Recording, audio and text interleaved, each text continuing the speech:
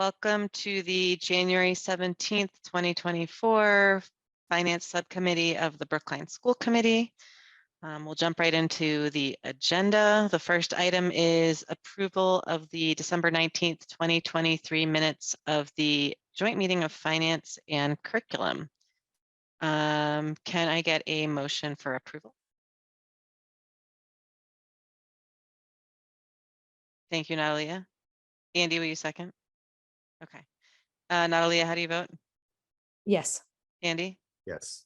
And I vote yes. No Sarah yet, right? Betsy?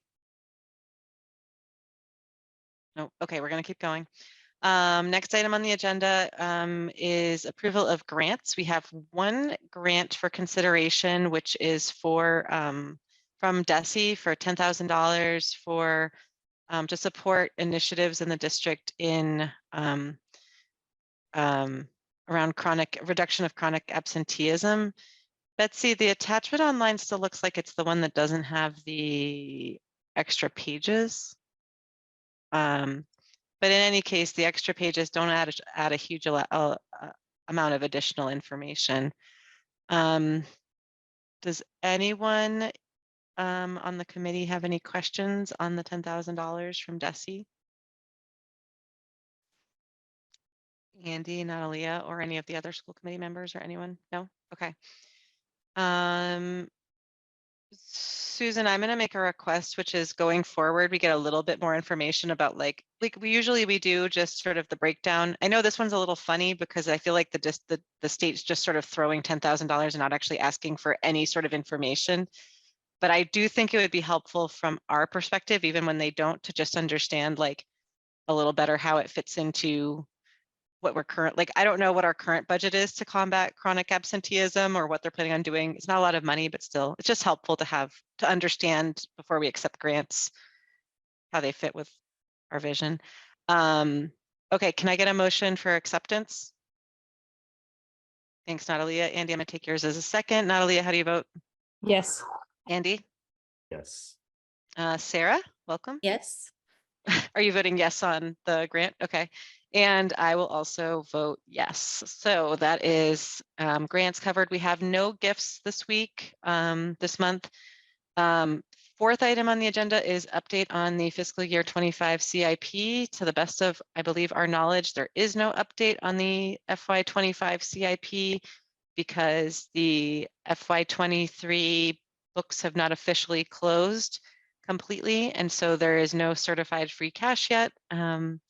And so there is no issuance of the CIP. So that item, the fourth item, is done. Fifth item, zero-based budgeting, overview of ZBB and future implementation in PSB. And before I turn the floor over to Susan, I'm just going to preface this a little bit.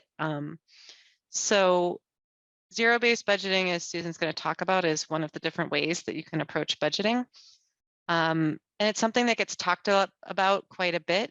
And I believe it was something that Cliff brought up about having a broader conversation about zero-based budgeting and the benefits. And I thought it was a great idea. I think that we often use these terms, but they're sort of not necessarily a term that everyone is familiar with enough, and especially on the finance subcommittee.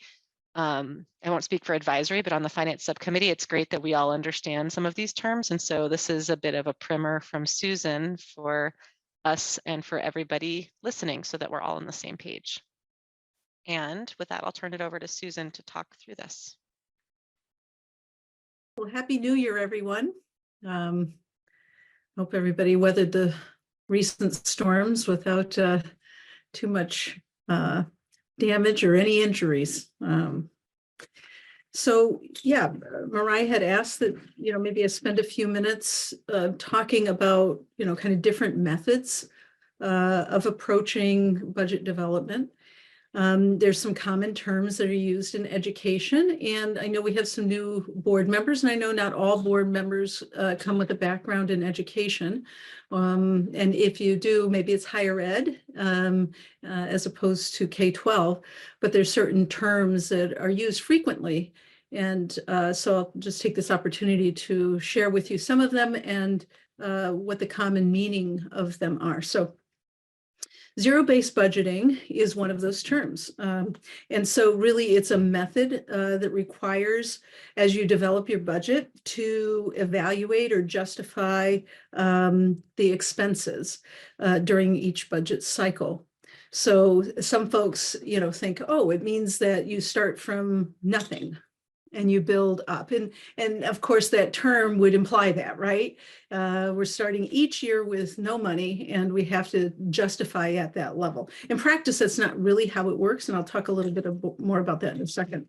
There's another term that you hear frequently. It's level service budget. We're preparing a level service budget. In many ways, this year, we prepared a level service budget, meaning that the services we delivered last year, plus a few initiatives that were approved during the override session, were incorporated into the budget.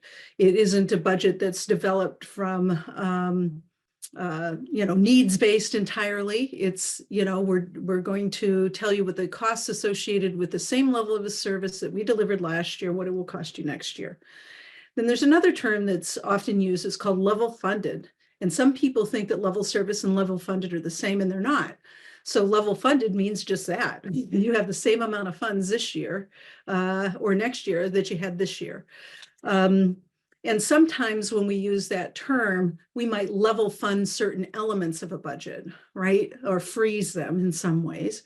Sometimes that strategy is used so that you have resources that are then more devoted or allocated to a particular initiative that's important. Then there's another term that you hear from time to time. It's called run rate. What did you budget that on? It was based on the run rate of the last 3 years. So run rate means that you're looking at the spending patterns from the past, and that you're using that to determine or estimate what the cost will be moving forward. And frequently I see in budgeting that folks look at the budget year over budget year over budget year. And that's not necessarily altogether helpful, because what you budget and what you spend aren't the same thing, because a budget is a financial plan. It's a plan that represents the services that you're offering. And so if different elements of costs associated with that change, some might be going down and some might be going up, then, when you're putting the next year budget together, then you should modify your request based on what your expense patterns are. And so sometimes what I'll see, and I've seen some of this looking over prior budget documents here, that folks would say, okay, I got X amount of money last year, and so I'm going to do a level service budget, and I'm going to add 3% to every line item. Well, adding 3% to a line item that wasn't spent last year is not necessarily really doing service to your budget proposal, because any dollar in spending when you're in government means that if we're going to allocate it over here, that means that we don't have enough money to allocate for something else that might be essential. And so, you'll hear these terms, and I think it's important to make sure that everybody has like kind of a common understanding of what's meant when these terms are used. Now, in practice, usually you're using a combination of these approaches when you're developing the budget. Zero-based budgeting is a model that is kind of foundational to the way that I approach building a budget, because I believe it's just a financial representation of your educational plan.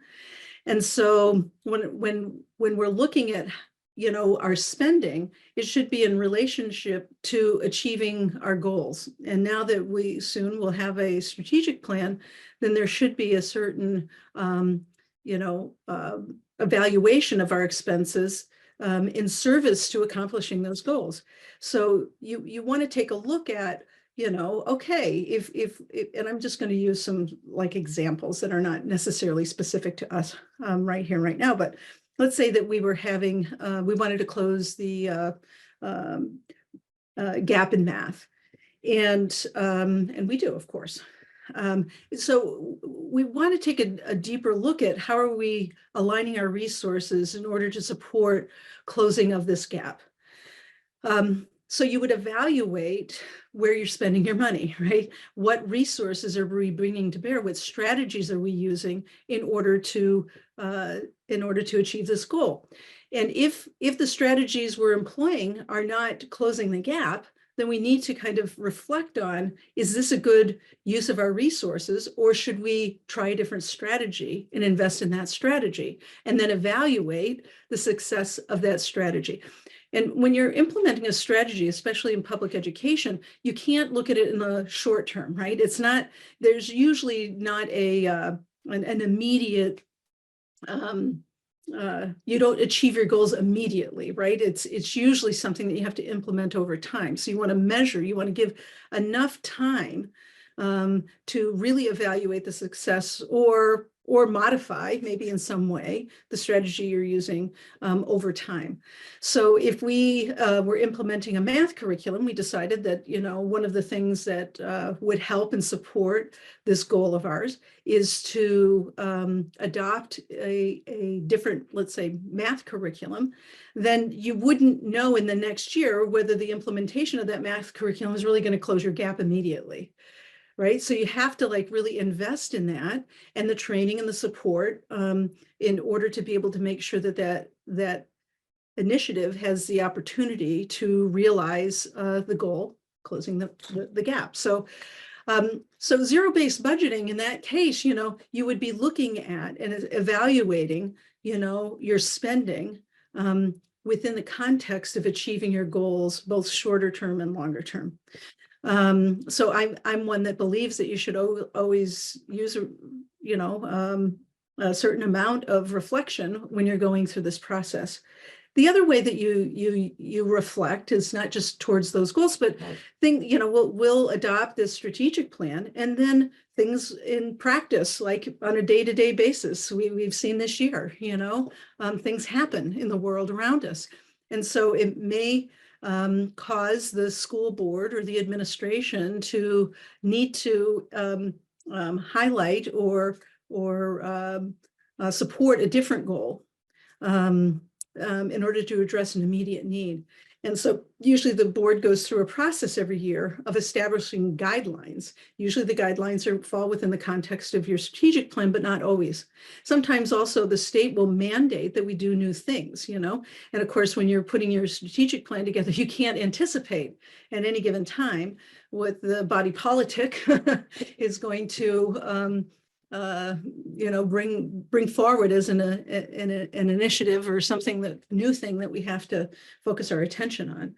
So, when I think about zero-based budgeting and budgeting in general, I like to think about it as a cycle and a process of reflection, evaluating, reviewing, making strategic choices, being able to use the information in order to inform the decisions that we're making.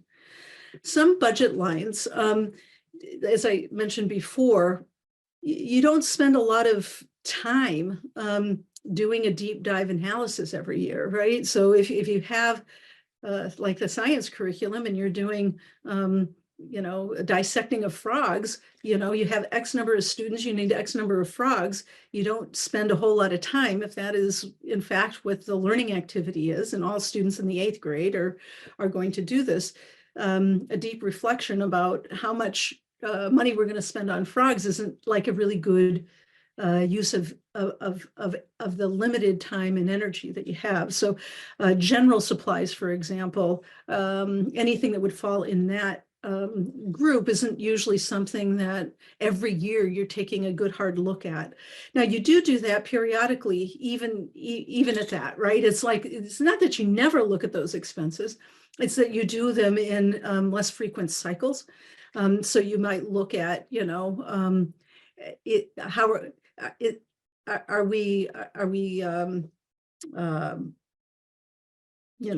are our bids, when was the last time we went out for bid? are we really getting a good bang for our buck? You know, so periodically you really want to take a deeper dive in is this a good value for the money we're spending? You know, should we be looking at different vendors, for example, to do business with in order to be able to keep our costs, you know, from just escalating without any kind of oversight.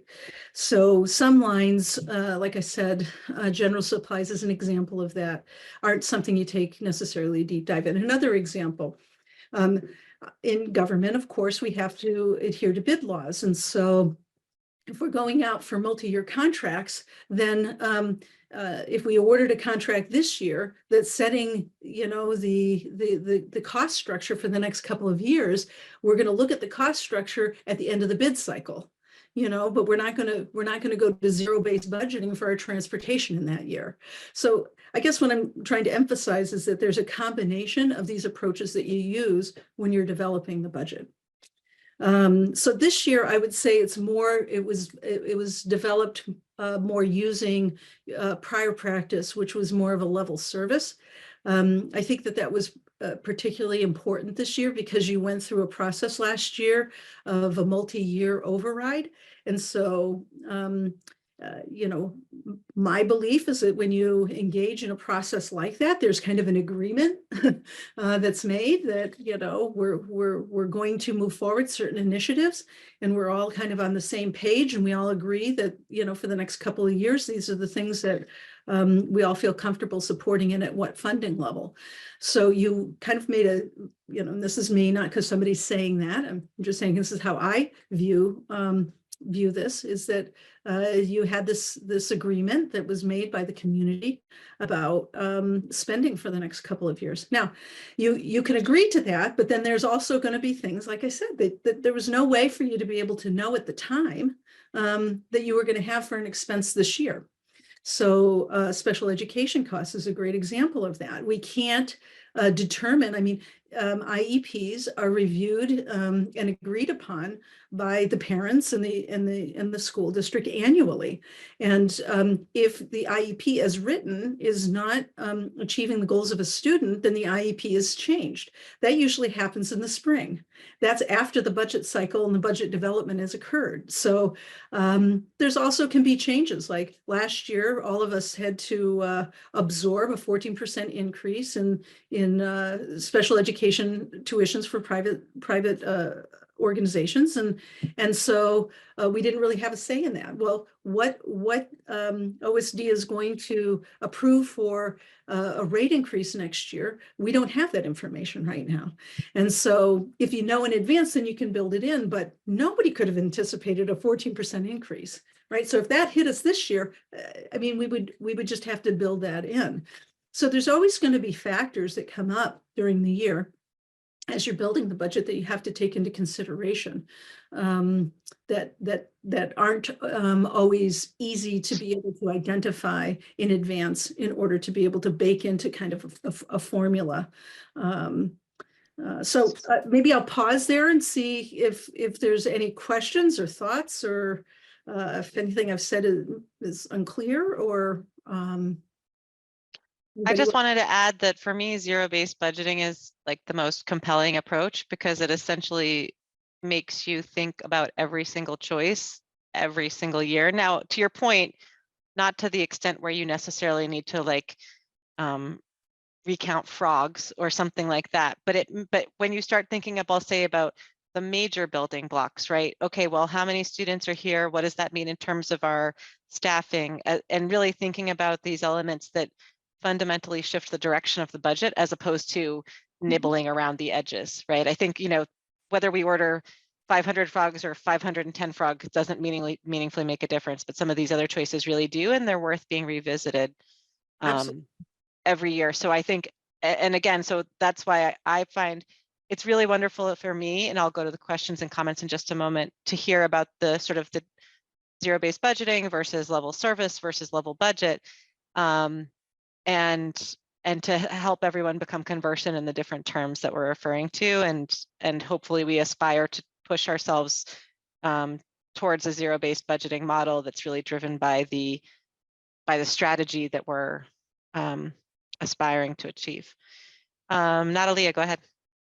So just a comment. I mean, I agree with you philosophically, but I think the challenge is when the budget is mostly staff and people who have expertise and, you know, timelines in terms of retirement and contracts that are, it becomes challenging. So I just want to be sort of realistic that they're, you know, starting from scratch and ignoring like the real people's jobs is what we're talking about is a challenge. And right. I mean, I think our budget is mostly.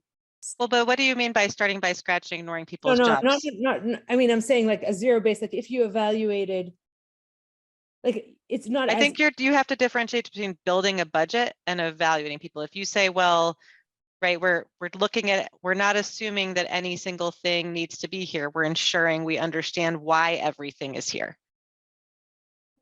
Right, so, okay, well, we have X number of kids in 3rd grade. So that means we need Y number of teachers, as opposed to just saying we have Y number of teachers. So we're rolling forward Y number of teachers. Yes, Those are the, right. No, and I understand. I just say that when I, in practice, it can be difficult because the Y number of teachers you may not have, and you'd have to hire, and, you know, like that it can be complicated, I think, in a school setting. If you say, okay, this year we're going to need an additional bio teacher or an additional, say, expert in this, and in fact, you don't have in your staff someone who can take on that role because they don't have that expertise, and to hire a new person for something that maybe next year or in 5 years you go to, you know, so I'm just saying that it's not, it feels to me that sometimes stepping back, you can talk about it in a more clear-cut way than what my actual experience has been in sort of budgeting with and staffing. But maybe because of the scale of the school system, it is possible to do it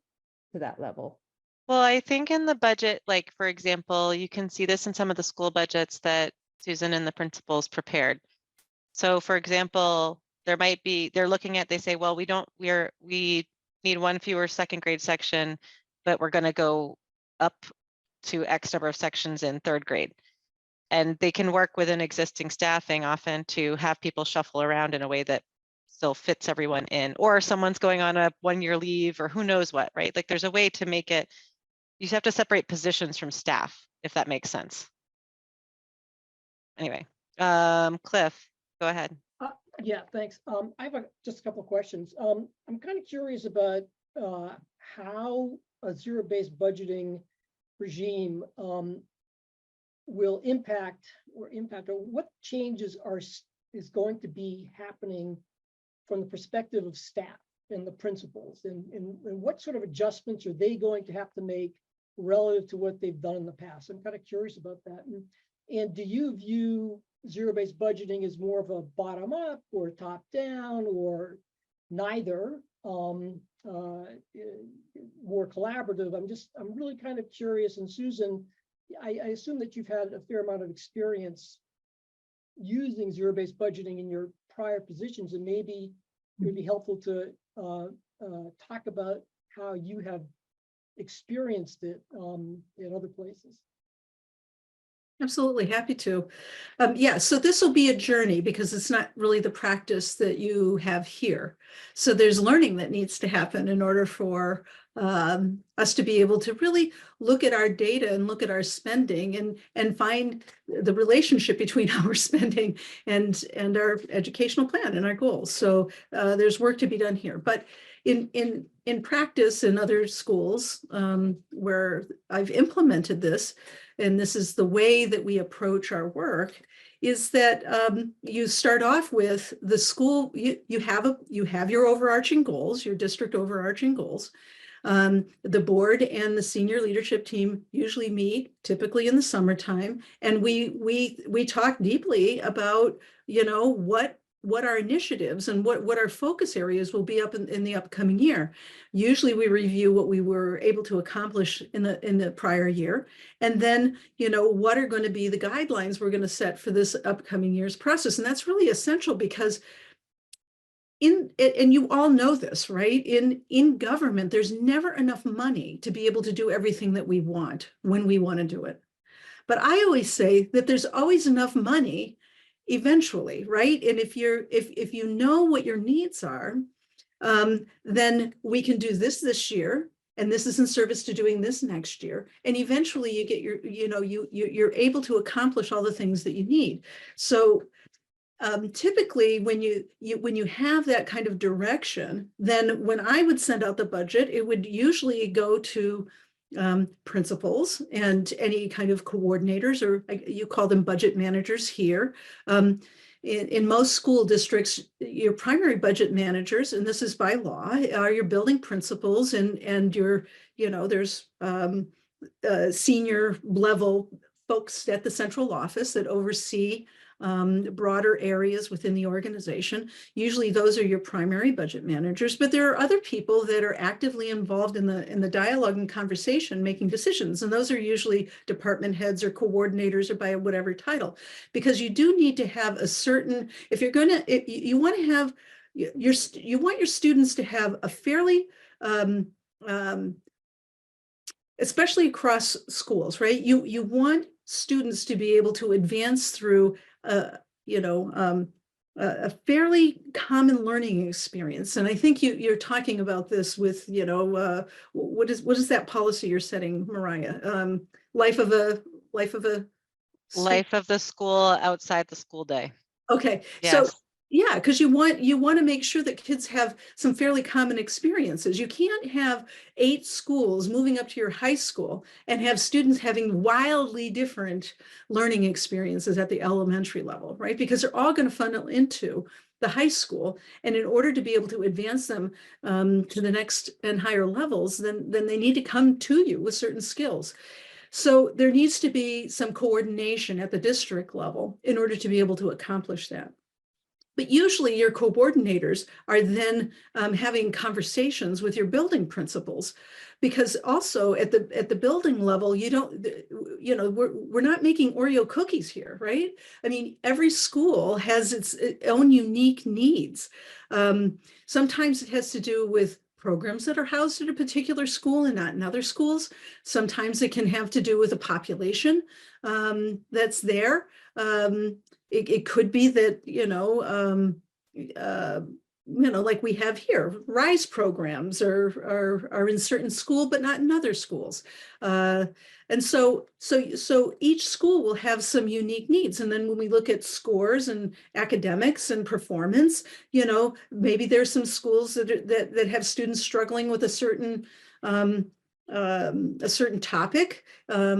And so maybe they need to invest a little bit more money in professional development for teachers, or providing different types of tools that better meet the needs of the students there. So there's dialogue about what are the needs, and then we move forward with this kind of reflection on, okay, this is how we're spending our money in order to meet our needs now. What adjustments do we need to make in order to advance towards our goals? And so that's really how it looks. So principals have dialogue at the building level with coordinators, and then usually principals then have dialogue with your senior leadership team. And so we started doing some of these practices this year, so that when we come together, it's a learning journey. Right? It really is a learning journey for all of us. What do you see? And Jody might see, hey, when I'm looking at the data, we need to invest a little bit more money in this particular way. So she might have views and experiences that she would like to share with the group, so that it really is like this iterative process. So typically when you get a proposal from the administration, there's been a lot of dialogue that's taken place along the way. Now, one of the things that's really challenging here is that your timelines are like really restrictive. And I say that because I've never had to prepare a budget book proposal by the 12th of January. And so that creates a bit of a challenge, because you're asking that we start to build a budget before we even realize we haven't even hardly gotten school open before we're starting our process here. And so to reflect on a plan that is not really implemented fully, or we're just starting to implement, about what our needs are for the next year can be a little daunting.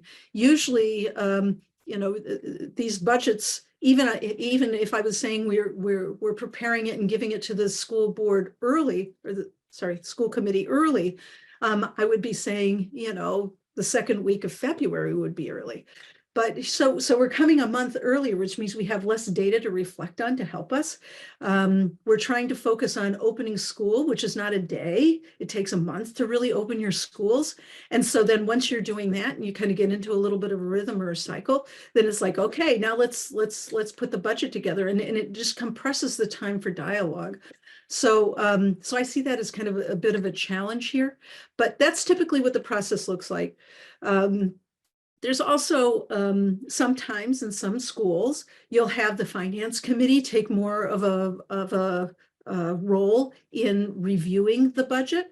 Now, because one of the primary roles and responsibilities of the school committee is to review and approve budgets, oftentimes the full board wants to be involved every step along the way. Other school committees decide that, you know, they want to have a finance committee take a deeper dive, and then it comes up at higher level, you know, to the full committee after some review process with the finance committee. So those are some of the things I've seen in my prior experiences on how that practice is implemented. Did that answer your question? Was that helpful, Cliff?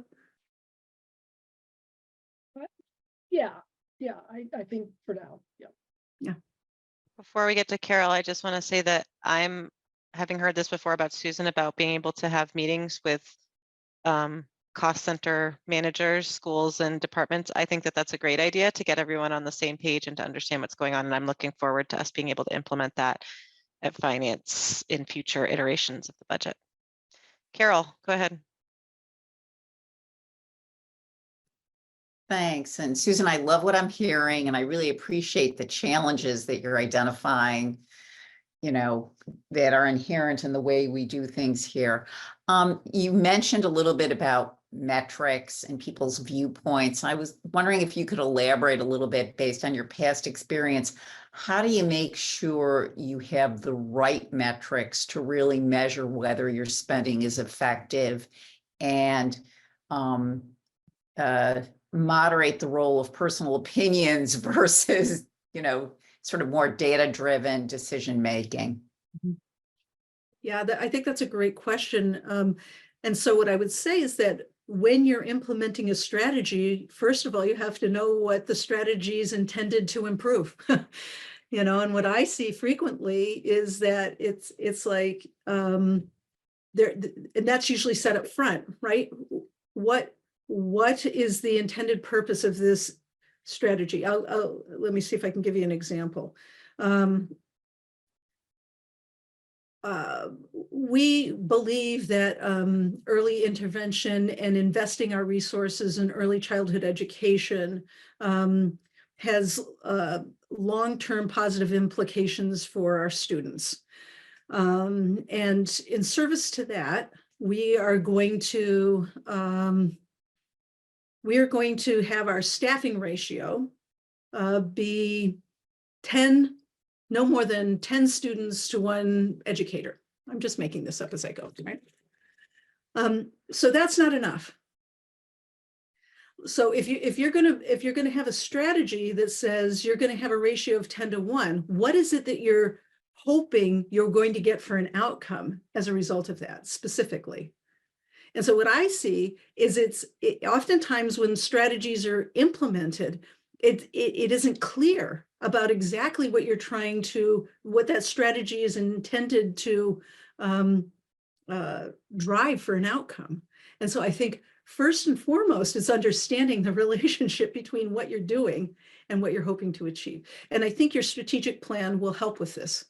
And you've had strategic plans in the past as well, but it's an alignment piece, because if you don't know how you're going to measure something before you implement it, then you're going to have an awful lot of difficulty determining whether that's working or not. And then it gets into public opinion.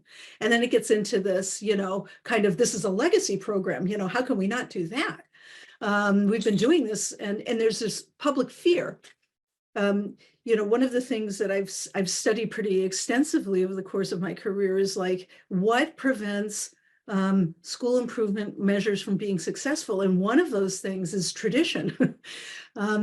And so when a community, fundamentally believes that the program that you're offering is what's causing the outcomes to be positive, changing anything there, you get an awful lot of consternation in the community about changing anything. It's like, but it was that way when I was a kid, this was successful for me. And so, it incites, kind of fear in people that if you change something over here, you're going to have this negative consequence on students. And that can have, that's why it's so important that when and if you're going to implement something, you're really clear about what you're trying to achieve by doing that. How do you know that you made it? If you implemented this model of a 10-to-1, what is it that you're going to look at in the next couple of years to determine if this does not effectively deliver the results that you're hoping for? What results are you hoping for? So the metrics aren't necessarily the same. It's just like really being clear when you are implementing something that you know how you're going to measure it. Thanks, Susan. Carol, does that help answer the question? Great. Yes, thanks so much. Unless we have other questions right now about sort of this broader discussion about budgets, I'd like to turn to the FY25 budget. Any last questions on this conversation, or can we move ahead? Seeing no objections, we are moving ahead. So we'll go to, oh, I see little hands waving. Hi, little hands. We'll go to the FY25 budget. There's 3 portions to this discussion, and I'm hoping we can keep this maybe 10 minutes for the first part, which should be Susan's overview of the budget document. She's going to walk us through so that people who might be feeling a little overwhelmed by the 100 pages can have it sort of discussed and chunked out in ways that might feel more accessible. 15 minutes for conversation and discussion, and then we'll make sure we have a moment for public comment, and as long as that takes, and then we can go back to our discussion if there's more time, but I want to make sure we leave plenty of time for discussion. So Susan, does 10 or so minutes sound okay for you to run through the budget and pull out the highlights and make sure people know what they're looking at? Sure, absolutely. Okay. Oh, and let me preface this by just saying that we have our full school committee presentation of the budget as well tomorrow. So this is really a preview at finance, but also for finance and other members who are here to flag any particular questions that there might be time to answer tomorrow. If not, it'll be an opportunity to make sure those questions are answered going forward. But also just if there's specific things people have questions on or want to see highlighted, this is our chance to sort of flag those to Susan in advance. Mm-hmm. Okay, go ahead, Susan. Yeah, great. So it's a little bit different format than perhaps you have used in the past, but it's really designed around some high-level standards in the industry for budget presentation. And so the first thing I'll call out is that one of the primary standards is that you create a budget using a pyramid approach, which means that you start with an executive summary, and then as you go deeper into the document, you get more detailed information. So this budget here has an executive summary, and it's section 1. And so the information in section 1 is to orient you. And it's the superintendent's kind of summary of the highlights of what you would read as you get further down into the document. Also, the budget document really focuses on what we refer to as the operating budget, which is the budget that goes forward to town meetings for appropriation by the town. And so a lot of time is spent explaining, the relationship between student enrollment and staffing, and I say stuff, right? Students, staff, and stuff, which is all the other things that are not related to the staffing to support the programming for kids. Another feature that you'll see is it always starts, another standard is you start with enrollment, because, students drive programming, and staffing support the programming that's driven by the students' needs. So you always typically will see enrollment information, staffing information, and then the financial information that follows. And this will be true in each of the sections. So executive summary will be in that same kind of order of discussion. And then when you get to the schools, you'll see the same thing as well. So the school board did provide some guidance and about what their priorities would be. And so one of the things you'll see in the front of the document is what those priorities are. Also, the mission and the vision and the values are typically appear in the front. Again, it's to orient the readers towards, what is valued by the school board and the community. And hopefully, as you read through, you can see a relationship between the narratives there as we try to explain, how the budgetary request supports the goals and initiatives that are set for the year.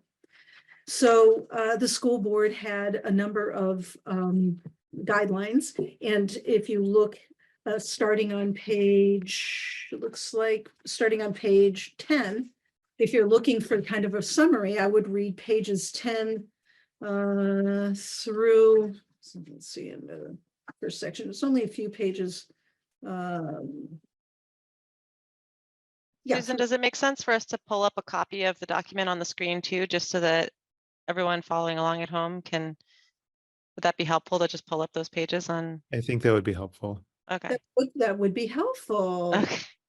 So we're talking about section 1F, right? Let me make this so it fits on the page. Good. All right, Okay. I should say yeah, so I don't happen to have that handy. But you So do. you're saying to people basically to really read section 1F, which is the executive summary in particular, Yes. because it orients you overall. Okay.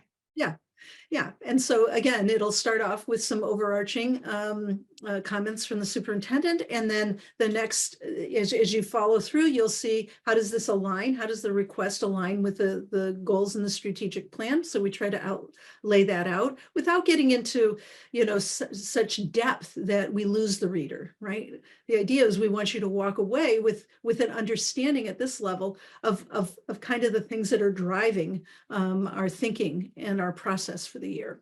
Then that's followed by enrollment. So usually there's a narrative, and here we'll talk about some, some high level things to take a peek at when you're looking at the chart. Not all people can look at a chart and make meaning of it. So it's important that we provide information in written format so that those that process text, are able to get an understanding. Those that can process through charts and graphs have the information in a format that they can absorb. So as you look at this first chart, when you're looking at enrollment, for example, I talk a little bit about, how did we come to this this enrollment number for this year. And so it was simply a matter of rolling forward the cohorts, so I talk a little bit about that. I spend a few minutes talking about one of the reasons why our enrollment appears to be increasing is because we're hoping for an additional 65 students at the early childhood level. Because as we expand the program, there's a belief that more families will be interested in participating in the BEAT program because it didn't run a full day. Parents sought other options and opportunities for their students. And now that it'll be a full school day, there's a belief that will increase by 65 students. And then I peel that back a little. So if we take off that 65, then what does that mean for the K-12 population? So I talk a little bit about those kind of factors, and then how that then leads to what our enrollment numbers are overall by grade level. Then when you get down to the school level, if you're interested in, my student is going to the high school, let me see, get a little more information about what's happening at the high school, then you'd go there to find that. Under the staffing plan, and here too, I explain information here. It's orienting information. For example, FTE, which means full-time equivalent. And for us, as I developed the FY25 budget, it was important for me to ground it to the FY24 staffing plan. And so it's taken me quite some time to be able to create the staffing plan for 24 and put it in the same format. So we're counting FTEs in the same way from one year to the next. And the methodology we're using, as I explained here, I've made a change from past practice. So in other words, in the past, for paraprofessionals, for example, the methodology that was used is to take all paraprofessionals, regardless of what type of paraprofessional in the collective bargaining agreement, whatever type they are, and to calibrate the FTE based on the ones that work the longest school day or the longest work day. So in the paraprofessional contract, you have people that you wouldn't normally see in a paraprofessional contract. They work 12 months a year as opposed to a standard para year. Their workday is 7.5. Paras are usually a 7-hour workday. So I recalibrated because it should be, the FTE should be based on, it's typically based on, not shoulds are bad, are usually based on position to position, right? So if I'm looking at a paraprofessional, an FTE of a 1.0 would be what a typical paraprofessional works. And if they work less than what a typical paraprofessional, classroom paraprofessional work, then it would be an FTE of less. So instead of seeing like a paraprofessional, all paraprofessionals are either 1.0 or a 0.93, I've kind of changed I changed the way that we counted that, but 24 and 25 are calculated using the same methodology. And the other thing that I explain here is super important is that this is all staff, regardless of funding. Okay, so really important. And the reason why we typically show all staff is that when you get to the school level, it's important that you're counting all of the staff that are reporting to the school. I'll give you an example of why, if you didn't do it, it would look really odd. So at, I think at the Lincoln School, we have one teacher that is paid for, one of our classroom teachers that's paid for out of Title I grant. If I don't include that teacher, you're going to see enrollment of this and staffing one staff member short. So it'll make the average class sizes look really odd. So typically what we do is we do all in FTEs when we're sharing what our staffing analysis is. Can I ask a question on that, Susan? Yep. I know this year is, as you say, a compressed budget cycle and coming on board and all of that, but in the future years, is it possible to differentiate, even if you provide the all funds or the all funds staffing table, which is what this is, to differentiate the staff that are on the general fund versus those who are grant funded, or I'll say funded from other sources?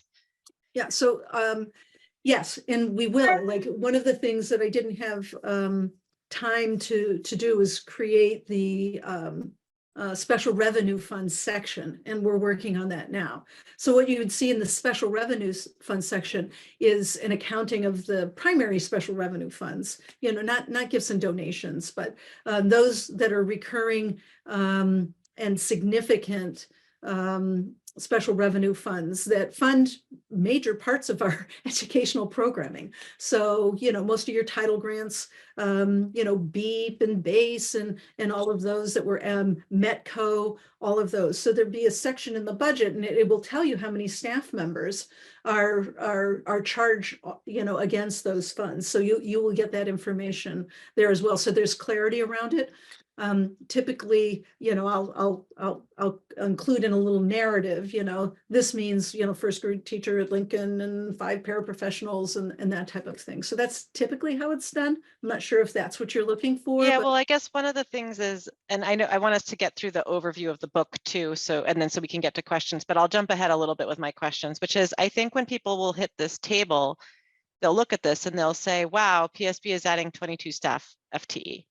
And how are they going to pay for this? And then you combine that with the fact that the budget, at least currently, is around $1 million over the current town allocation to us. And so, but for example, in the BEEP narrative, it explains that 14.5 of these positions are funded on the BEEP, will be funded on the BEEP revolving fund. They're not in the general fund at all. And this is part of our override planning. But I still think, so there's that question, right? Like, wow, it looks like 22, but 14.5 of them right off the bat fall off of this number because they're funded elsewhere. But I think it would be helpful for people to understand. I mean, when we think about, again, staffing is our biggest cost, this table is our biggest cost, understanding what the general fund, I'll say apples to apples comparison is of FTEs, I think is really important for people to understand. Mhm. And we talked about, I believe last year in our budget discussions, if I recall correctly, we had only a 1.0 incremental increase for the assistant athletic director position that was funded in the override. But obviously, even if we take out the 14.5 from the, I'll say net 21.7, there's still 7.2, well, and then minus one more for the position we took. There's 6.2 positions here, which I'm still not yet sure how we're like where the money's coming from and how that works. Mhm. So I just think that there's big questions here, which the point of this executive summary is to start to help us understand these big trends. But I think those are questions that I still have, and I'd like to, and I would imagine that having that breakdown of general fund versus all funds would be helpful. So it's great to hear that it's a future plan. Yeah, and if it would be helpful, I mean, one of the things, because I know who's charged to where, I have that information now. Let me think about.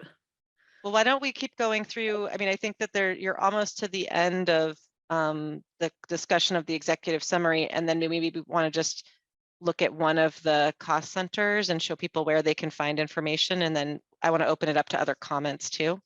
Okay, Does that great. sound okay? Okay. Excellent. Sorry, Okay. go ahead. Yeah, so enrollment, and then, like I said, staffing, the staffing to support our student needs. And then the last piece, of course, is the financial partner. I put information in here beyond just discussing what you're seeing in this financial section. Because I felt it was important for people to understand that there's a process of transition, and it's not going to, we're not going to be able to make the transition all in one fell swoop. That there's been an effort over the last number of years to go from this centralized organizational design to a more decentralized site-based model. And so it's going to take us, a little more time to get us to where we need to be. And I wanted people to understand what was driving some of that.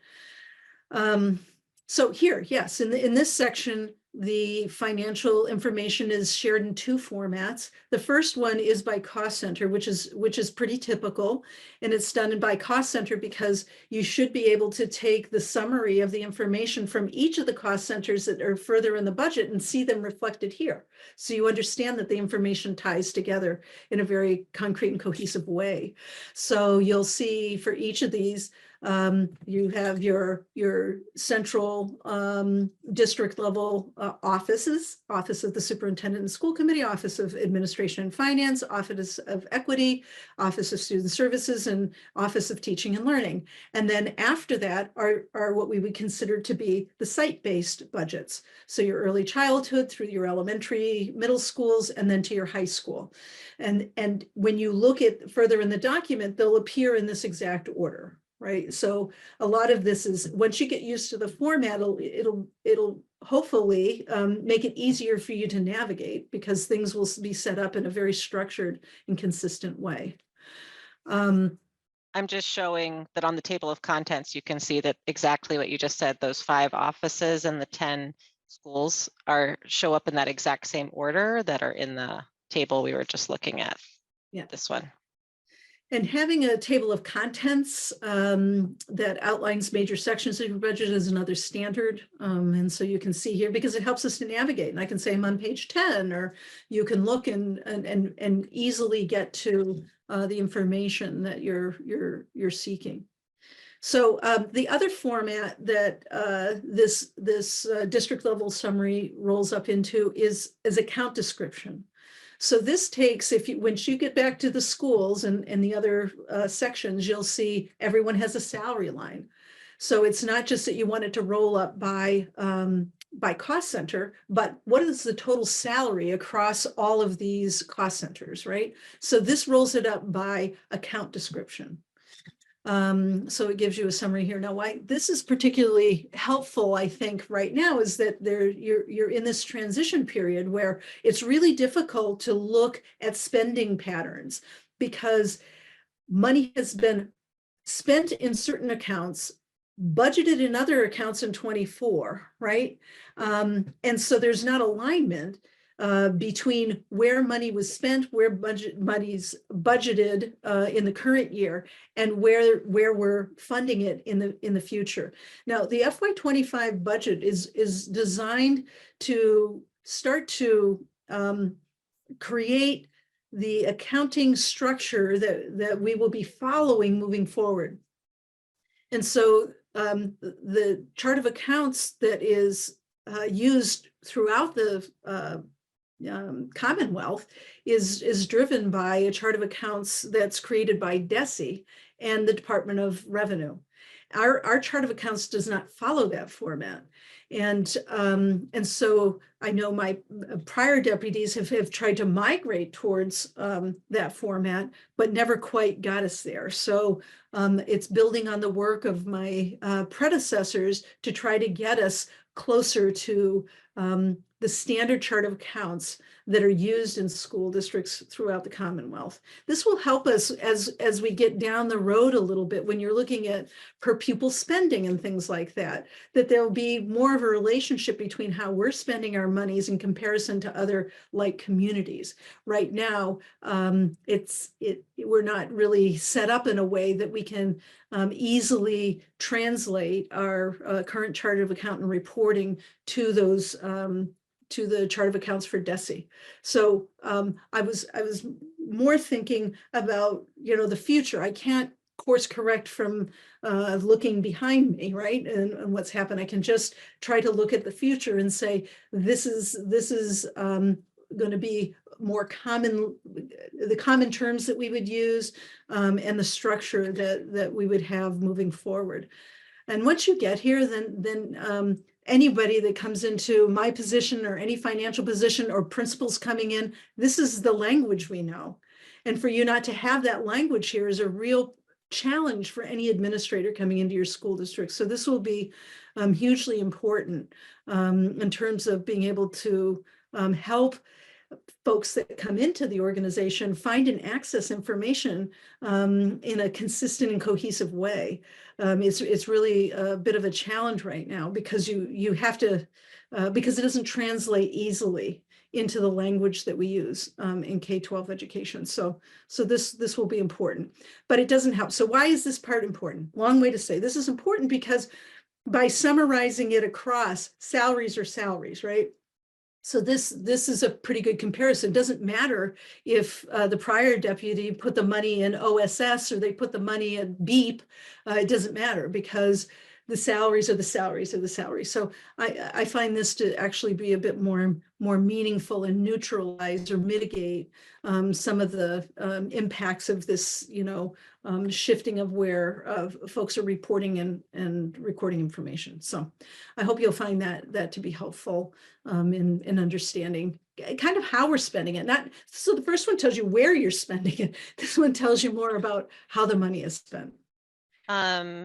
I just want to highlight for everyone just the quick summary of, you can see that for each of the cost centers, there's a commentary that talks about some of the expenses. There's an expenses table, which shows the prior 2 years as well as the proposed year, and then there's staffing for each one. And I'm just going to flip ahead to the elementary, or to the schools, I should say. And those all follow the same example. They have the principal, the school site council, the school improvement plan goals, again, that budget commentary, enrollment for each one. And BEEP is a little bit different because it's got some other things going on there, but You can see the enrollment tables here, and then the staffing analysis, and then the expenses. And so they mostly follow that exact same format. So it's nice, and it gives you, whereas this table up here, sorry, Susan, I'm just providing my commentary of what I thought. This table can be very surprising, like what's going on here, what's going on there. But when you actually go to the individual page, often you can find that explanation of what was going on here. So for example, student services, it looks like it's dropping by 400,000, but when you go look at what's written in there, it actually says that the net expenses are going up by an additional 2 million, but they're also, those are being offset by some of the staff who used to be in student services getting allocated to schools properly where they should have been before.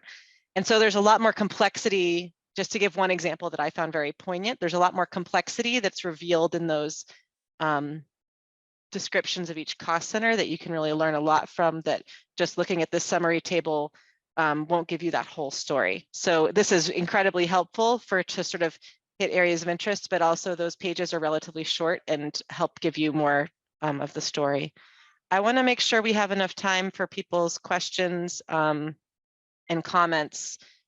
So why don't go ahead, Natalia, and then we'll keep going and we'll make sure we leave time. We'll probably jump over to public comment, see if we have any in about 10 minutes, and then we'll go back to our conversation. Go ahead.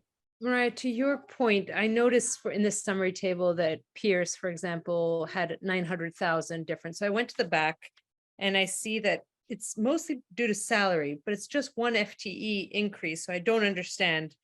Like I'm looking at Pierce, and I'm sorry to go into a detail, but I'm trying to. No, this is a perfect detail. Do it. Yeah. Yeah. So it's 935,000 difference in the salary line, but above it's just an increase in one FTE. So I'm trying to understand, what am I missing? You're missing that in FY24, that the staff that are accounted for in FY25, where they're allocated to in 25 is different than where they were budgeted for in FY24. So that's why it makes it really hard to look at it by cost center right now, but we still have to prepare it in that way, right? And it's almost like a growing pain for the moment. There isn't really, in the end, a difference in the allocation of or the program at Pierce. It's more an accounting difference. So we tried to call that out where it was abundantly clear, like for example, BEEP. So the special education costs associated with students attending the BEEP programs were showing up in the OSS district accounts. It should have been in the BEEP account. So we've of course corrected. So what you'll see is it looks like, oh my gosh, BEEP is going up to $4 million. No, BEEP has always been $4 million out of the operating budget. You just didn't realize it because it was reported in part here and part there. So this is to like pull expenses together under the roof that they should be sitting. And I can't really correct it in looking backwards because I don't have the map for last year for FY24 staffing plan. So in some cases I can, in other cases I can't give you explicit explanation for what exactly was reported here and where it was reported because I don't have that level of detail for the FY20. Susan, could you repeat the explanation of the specific example that Natalia gave? I didn't understand it. Can I give another example that might help a little bit, if that's okay? So last year when we got our budget book, all of the middle school teachers were allocated under Office of Teaching and Learning. Clearly, they are not working in the Office of Teaching and Learning. They are actually working in middle schools in our schools. And so Susan has what was given to her for this fiscal year. She didn't prepare the FY24 fiscal year, but for FY25, she is showing you that if you actually allocate the people to the building who perhaps their salary was allocated, as I say, with the middle school teachers, they were allocated in teaching and learning last year and they shouldn't have been. And same thing that she just mentioned with the BEEP example of special educators who are allocated to Office of Student Services, but were actually providing services in BEEP. When you allocate people out of the central offices, and this is the state 1993 Education Reform Act that we haven't been following, which is essentially that people should be allocated to the budget in the buildings in which they act and they work. then when you do that, you start to see different dollar amounts being allocated places. So for example, at Pierce, it doesn't mean that anyone that is working in Pierce who wasn't working there last year. It means that the budget is starting to be represented in the places in which they work, as opposed to in some sort of a central office. Does that help, Stephen? It does, but it makes me want, and I remember the explanation that in the narrative, Susan, that you provided, that I think as you wrote, oddly was your adverb. We didn't finish the process of enforcing that law, but it makes me wonder why we even bother showing year to year if we're not comparing apples to apples. Why show year to year with buildings as a cost center if we're going to just generate confusion because we're showing, for instance, employees in their proper home this year, whereas they weren't in their proper homes previously? Isn't that just going to generate confusions about trend lines? Why not just eliminate that and show them and show trend lines where we really can compare apples to apples? I'm sorry, Natalie, if I jumped on your No, I just question. wanted to just follow up on that. And is Pierce the outlier? Because none of the other schools seem to be doing this kind of crazy. Like, did Pierce just, like, your explanation, Mariah, would suggest that we would be seeing it across the schools if all middle schoolers, unless Pierce did some, like, I just don't understand why Pierce is the outlier in this case. Susan, do you want to respond to both of those rolled together? Yeah, I can't say why Pierce is the outlier. That's the truth. I don't know exactly. I don't have the roadmap for the FY24 budget in with clarity about exactly what was in the Pierce school that perhaps wasn't funded properly in that location from last year. And I know that, and to Stephen's point, yeah, it does create confusion. And is it really helpful? I love that question. And I would argue that, you know, in some ways it's helpful in the long run, but confusing in the short term. So what will happen at the end of this year as we finish this mapping process, when we close the year, because we can't do this in the middle of a fiscal year, right? When we close the fiscal year this year, what we will do is align the FY24 to the new the code structure, so that next year, when we're looking at 24, it will align with 25. I can't do that mid-year, unfortunately. And I understand that as people are looking at it, you're not really getting good trend information. And so I guess part of it is what would be the value of doing it this way is to try to get people familiar with the format, to get familiar with the account code names so that we start to develop a common language and a way of looking at it. That would be the value of doing it. But you're right, 100% right, that it doesn't help you to really evaluate spending trends for this year.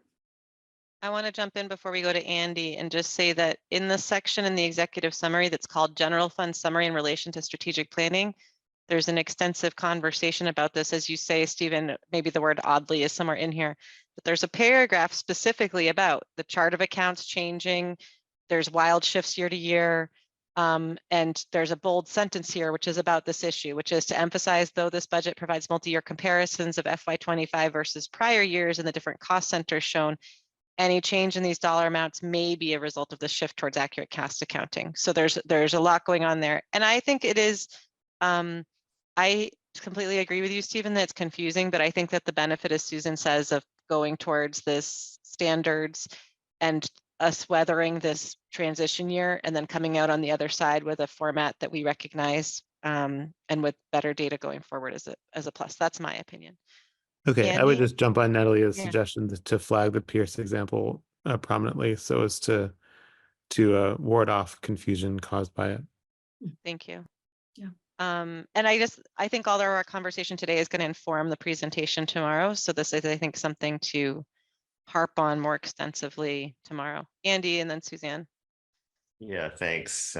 Mariah, you may have just answered my question, kind of. I was going to ask Susan whether this process of reallocation between cost centers is going to be finished this year, so that next year, you know, the comparisons will be apple to apple, or do you expect this process to be sort of a multi-year thing where we go through a longer transition where there are going to be some anomalies each year?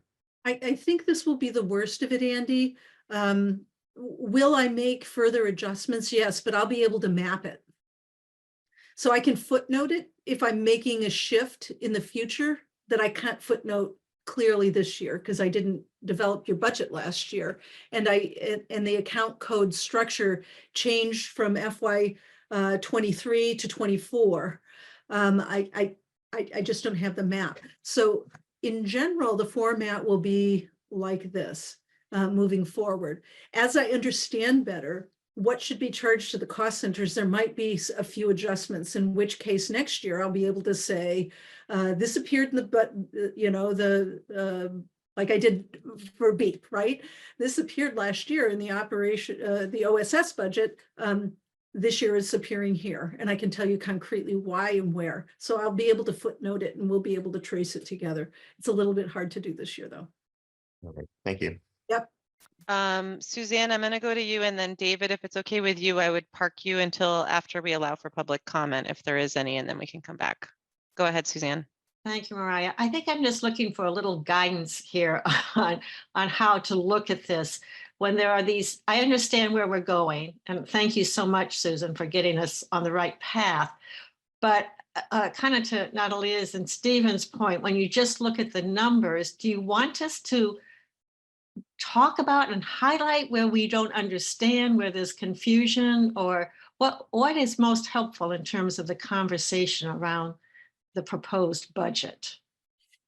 Well, if I was going to say what is my hope is that our conversations will turn to not where we're funding things from, but in fact what we're funding.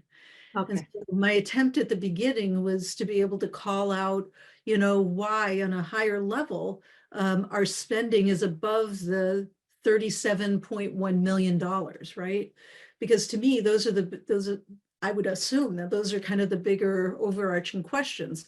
Last year, when the override was passed, there was this number of 37.1 137. Minor detail. big difference. Thank you. And so the question for me is, why is that, right? What caused that to happen? And other things, and I'll kind of share tomorrow, you know, this isn't all that we could use, right? Or all that we wanted. You know, when I rolled up just your breathing costs, you know, in other words, the cost to just employ the same number of human beings next year based on the contract settlements and everything is about $5 million. So we haven't done anything, you know, for improvement. If $5 million is your breathing cost, and I don't even know if that's your typical, right? I will track this over time and then we'll know, is this year an anomaly? I don't know, because until I have some of these, this really structured process put into place of tracking these things, I don't have what it was in the past, right? And so those is what I would hope, you know, that we could have the conversations about what is in here. And we did our best at you know, this is our first time going through this connecting narratives to what our SIP goals and the strategic plan. So yeah, we have some more growing to do in those areas, but those are some of the questions that I hope lead our conversations, you know, this year, because you're not going to be able to, like, if we look at that chart on page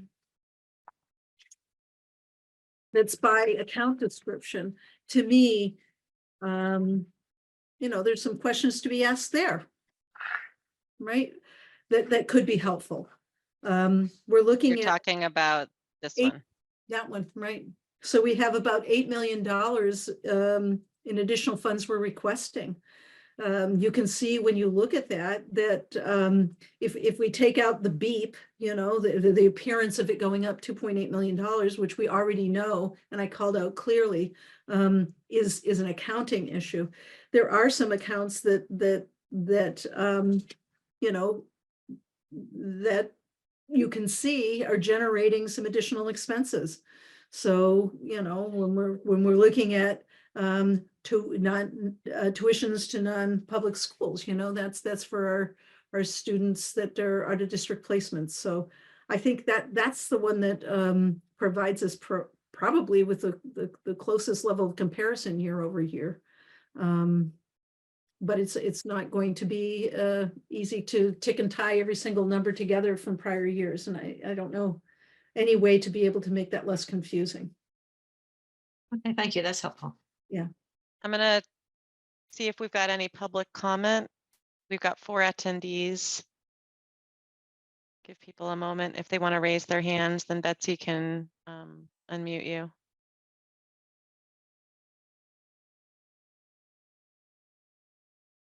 Okay, if that changes and you want to raise your hand in the future, we can come back to you. Otherwise, David, I think you had something you wanted to say, and I have a couple of big picture questions I'd like to hope that we get answered tomorrow as well. David, go ahead. Yes, just a couple questions. So one of them, in the context of Andy's question, Susan, you mentioned certain obstacles you've encountered, specifics around coding were one example you gave. Could you explain what those obstacles are and what we can do to take them away so it'll be easier in future fiscal cycles? Yeah, I think we're already doing some of those, you know, by trying to align the approval of SIPs at the end of the school year to help us as we're identifying what our guidelines are for the upcoming budget cycle. I think that will help, you know, that will create some alignment. There's a lot of work on the backside systems to be able to record and report information consistently and accurately. And there's not a lot of work anybody else can do other than, you know, the finance team on the school side, working with the finance team on the town side to kind of adjust some of the account codes in order to be able to create information in a way without having to do offline mapping of things to get information. So I think that, you know, the work that we're doing will help us, Dave, be able to get to where we need to be in the long run. But it's not easy work. And if it was, you know, my predecessors would have gotten us here. And so some of it's work that has to be done with Munis. Some of it's making sure that, like our staffing plan, which has been a huge body of work that for me this year, is to get something that's accurate, so that as we're going back into Munis and getting all of the data in the accounting system to be correct, that we have something we're reconciling to. Because the information in Munis is not clean right now. And so I can't just, you know, analyze information using Munis because it just has not been set up in a way that that allows me to do that work. So yeah, it's just going to take us a little bit of time, but I feel very optimistic that we're going to be able to get us there. And then once you get there, you'll be well served in the long run.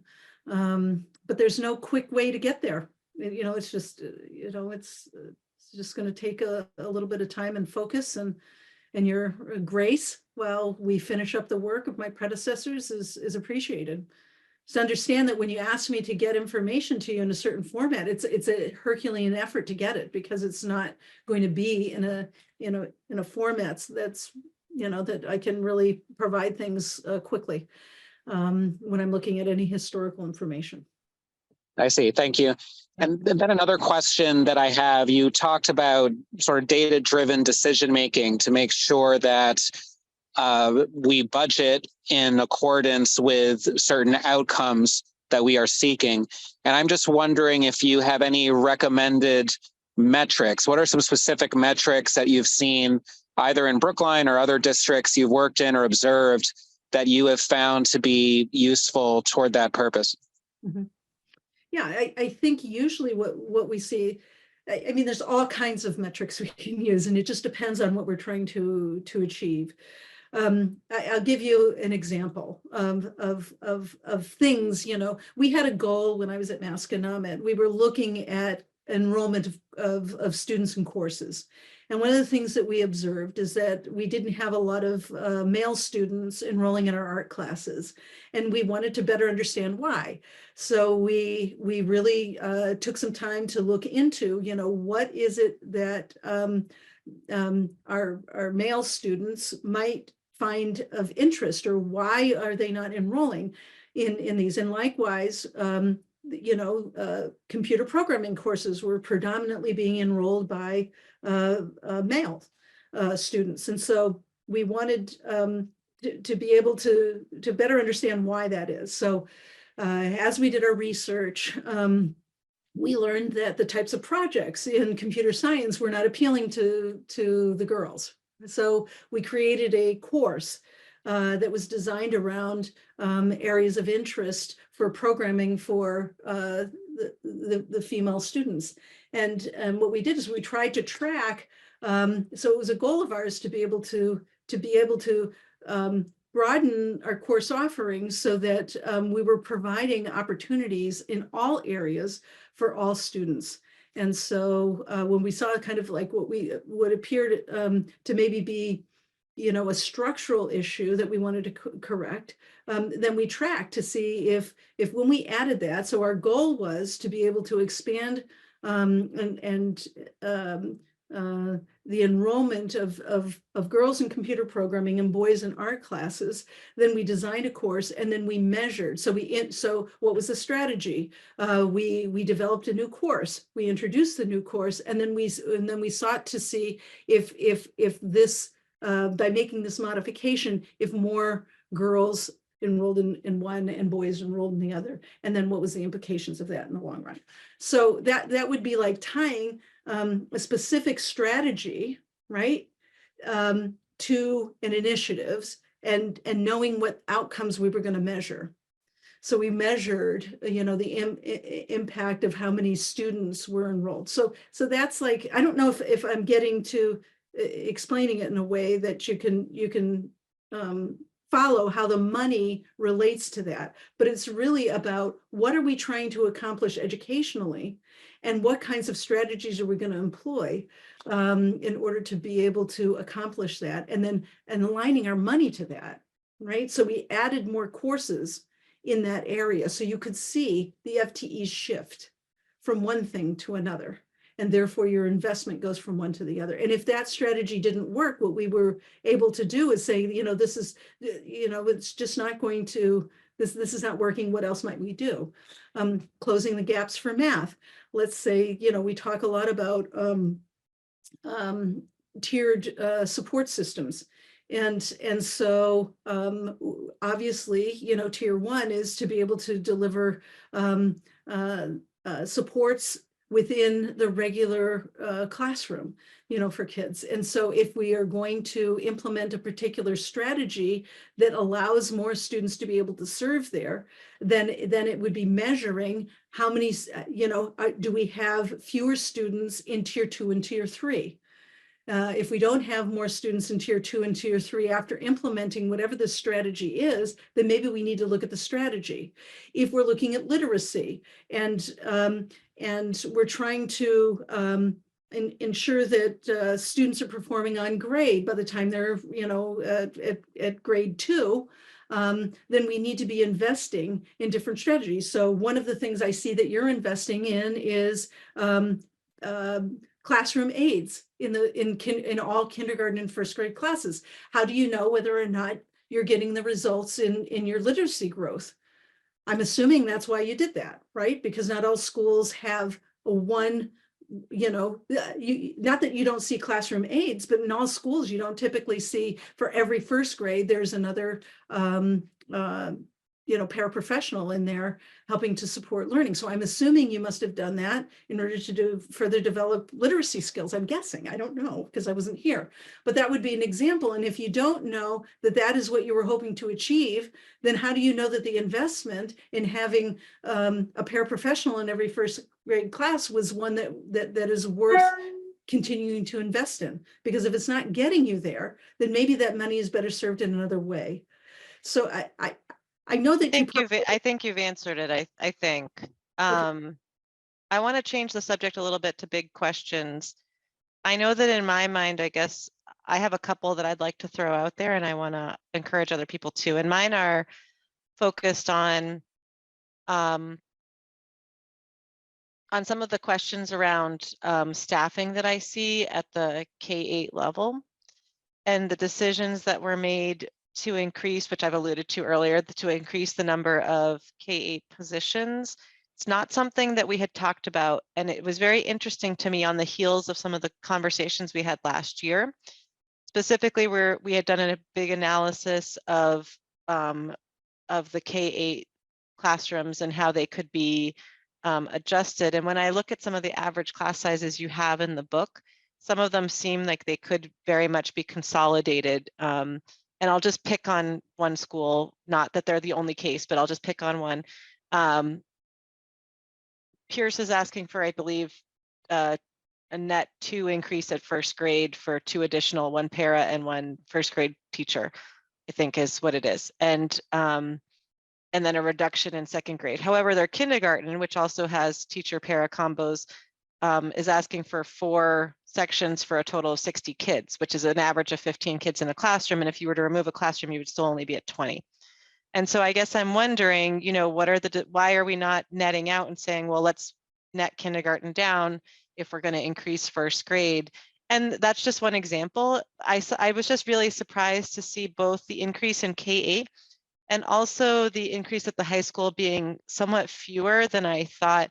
Not to say that the high school would necessarily get all of the positions that they had articulated, but at one point I believe they were asked, and this is a lower number, and maybe the analysis has been refined and the high school does have, with the 5 FTE that we're discussing, that's enough to bring them to where they need to be. That would be something good to hear too, but just sort of understanding the trade-offs that we're making around the staffing decisions, given how important, as Natalia mentioned, staffing is really sort of a longer term commitment. It implies, not necessarily, but it does imply sort of a strategy and a position around things. And so I'd like to really understand that part of things. And then I'd also like to understand, which I think you've talked about a little bit, but if you could highlight at the next meeting, sort of the big things that are affecting why we are over budget compared to last year. I know it's in the executive summary, but I think it's really important to call out those factors so that people understand that there's things we know and there's things that we don't know, and some things we don't know affect our budget. So we need to really understand what's going on there. I'd like to just throw it out to the committee as well, or to other people, sort of what are the big questions that are going to help you understand where the budget is going. Carolyn, let me just make sure that there's no one from the committee first, and then we'll go to you. Okay, go ahead, Carolyn. Thanks. And thanks for the opportunity to speak. So Susan, thank you for all of that. It was very helpful, and I've tried to spend a few hours so far with the budget. And some of what you said was fairly intuitive as I worked my way through it, and then other parts were super helpful. So although it was becoming clear, like I had first flagged, like, why does Pierce have 900? And then I realized, oh, that's, if I keep going, I'll get there. And I appreciate the effort to just recalibrate all of this. And hopefully, you know, in 3 or 4 years, it will all be on the same page. So thank you for the effort. And then I actually have, this might be for Mariah or David. Like, so Mariah, you just asked Susan a question about some of the kind of line item requests. But I would, is that, are questions like that not more, is the request ultimately not coming from Dr. Guillory? And related to that, when will there be opportunity for sort of dialogue where questions can be asked and answered about some specific sort of larger items and directional types of questions? Well, I think it share would your be question, for valuable example. to ask those questions now, and it doesn't mean they'll get answered now, but it means that they can Okay. get put into the hopper for subsequent answers. Some of them might be easy answers and some of them Yeah. might not Right. be easy at all. So Should I ask a few, or, I mean, I don't want to, I can also. alternatively, we're at 6:32, and so, Yeah. and I hate to run a meeting late, and so I'm Yep. wondering, does it make sense to send them in by email? And I feel free sent to send some, them to Susan and I, and we can make sure, you know, it'll be helpful to see them. Susan's the real answerer of questions or redirector of questions, but I'd love to see them too. Yeah. okay. And I may not have the, I may need to seek additional information. And like I said, this is a learning journey. So when I know from you, the folks that are reading this, what you'd like more information about, then it's really helpful, because then I'm not going on and we're not spending time about things that are not valuable to you. So, the more that we know about what, the school committee is interested in, then we can do the research and provide additional information that is generative to the conversation. So I'll answer what I can. I'm the person that certainly developed the budget, but I'm not the person that made all the requests, and I'm new. So I need to go back and talk to the staff members. And maybe if there's certain hot topic areas, we would have them come and answer questions more directly, so that you're getting, that there can be more of a dialogue that you can't necessarily have with me. One, because I'm new, and two, because this is created, with a broader group of people.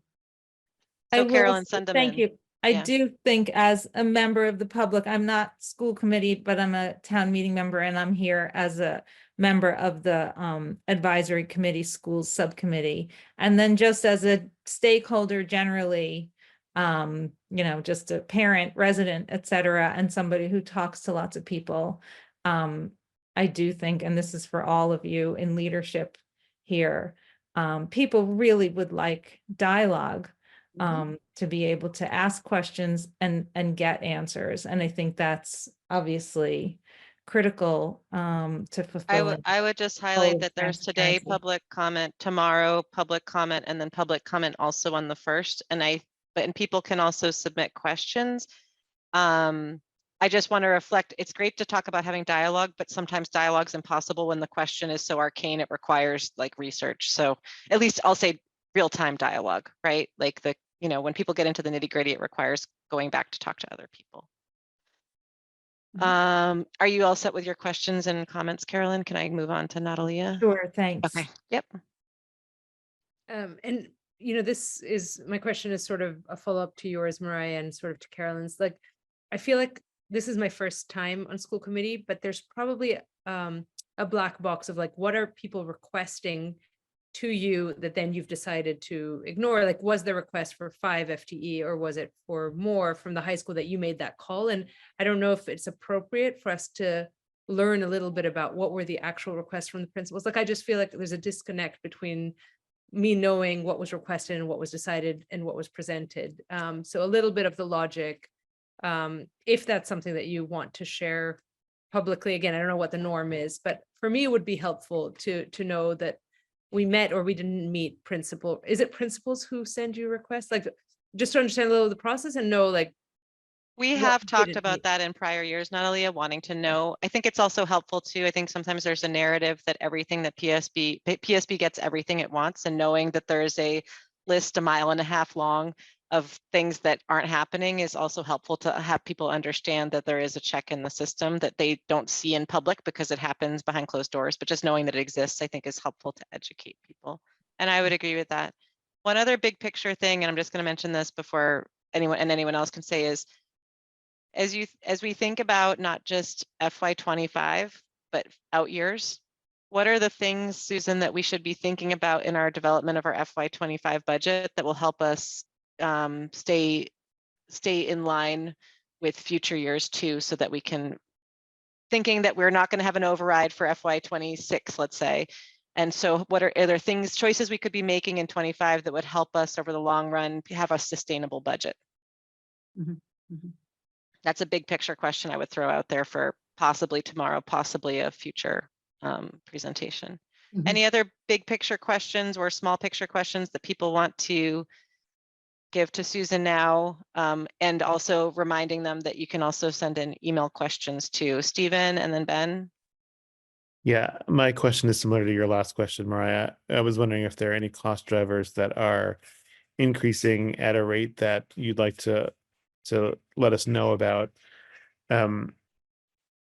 Or if there are any cost drivers that are decreasing at a rate so that investing in it, I'm sorry if there's a loud heating sound in the background, these are loud radiator times.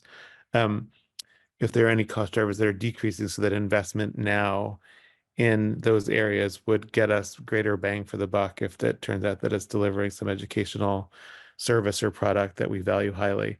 I think that kind of information would be really useful to us because, as you know, as you've told us, we constantly face a structural deficit. So that information would be helpful to us. Thanks, Stephen. Ben? Yeah, this is a practical matter of presentation.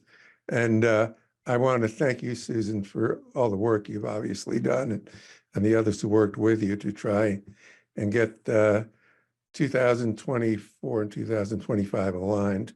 The fact that there's apples in one column and oranges in the other is going to be a source of trouble because we are hardwired to read vertical columns against each other. And I don't know how you are going to do this, but I think a very clear statement of the direction that we're moving in, that we are looking at numbers in a different way. And because we're taking this turn, things are going to make you a little dizzy. That is to say, you can't rely upon, judging one year against the other.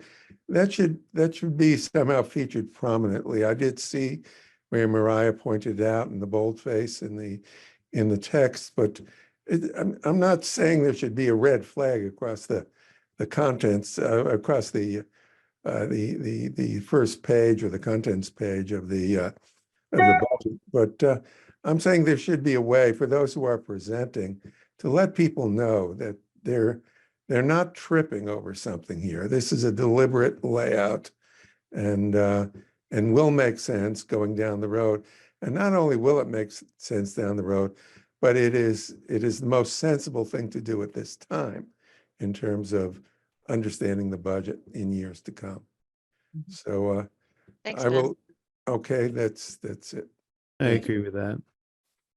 Okay. We're 9 minutes over.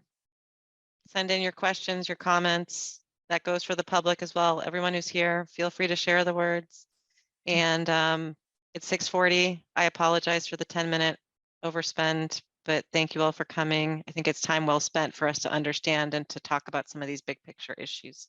And we'll see everyone on school committee tomorrow. Have a good night. Thank you. You.